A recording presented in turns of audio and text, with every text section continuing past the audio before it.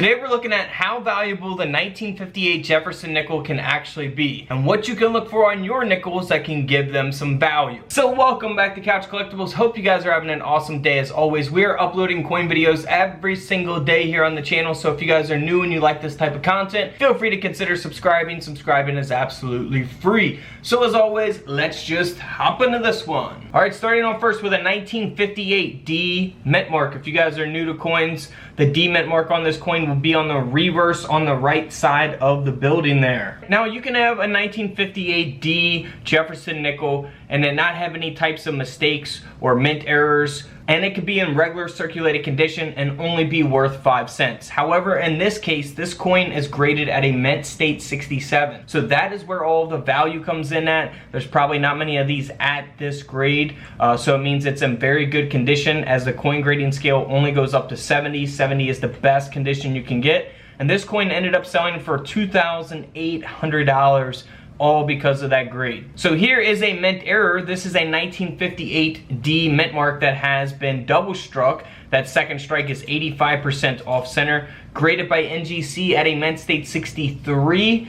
We can see that double strike there on the left side of the coin. This coin ended up selling for over $180. Now here is a 1958 double die reverse. It is the proof Jefferson nickel.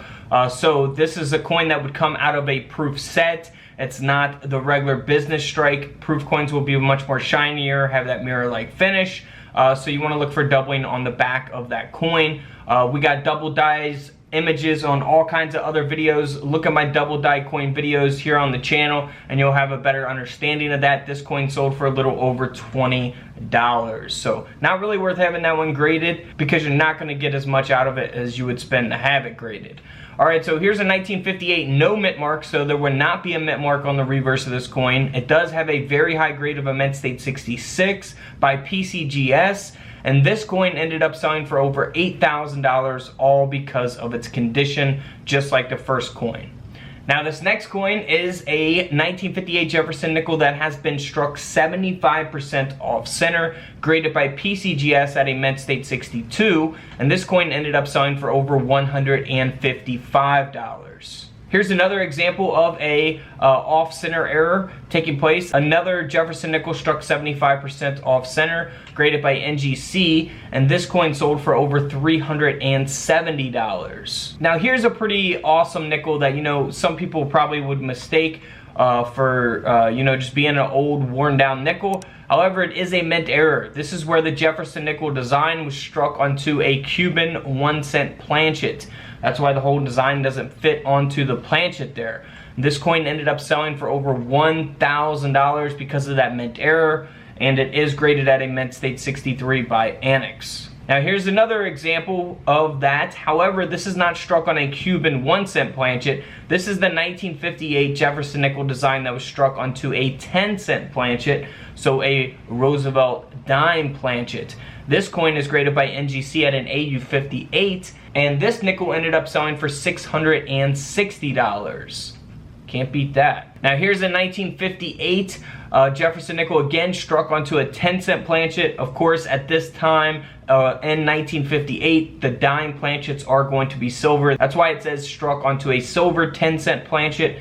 So this coin ended up selling for nearly $1,000 as well. Now here's a 1958 P mint mark. This one hasn't been struck onto a dime, not a Cuban planchet. However, the nickel design was struck onto a 1 cent Lincoln planchet.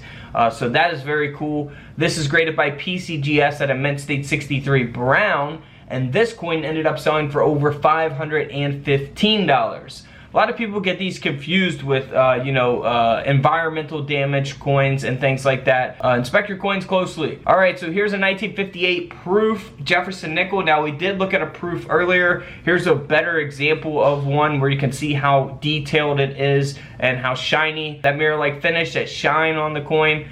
So this is graded at, getting close to a perfect grade. You're at a proof 68, deep cameo, 70 is the highest on the coin grading scale again. This coin sold for over $8,000, all because of that high grade. Now, just because you have it in a proof set doesn't mean it's gonna grade a proof 68, so keep that in mind as well. And then we also have a 1958 Jefferson nickel design that was struck onto a Cuban 1 centavo planchet, weighs 2.5 grams, and this coin ended up selling for over $1,200, a $1,200 nickel there. Alright guys, don't forget to subscribe in the middle, check out the videos to the left of me, and until tomorrow, I'll see you guys in the comment section below. This is Couch Collectibles, and this is where I disappear.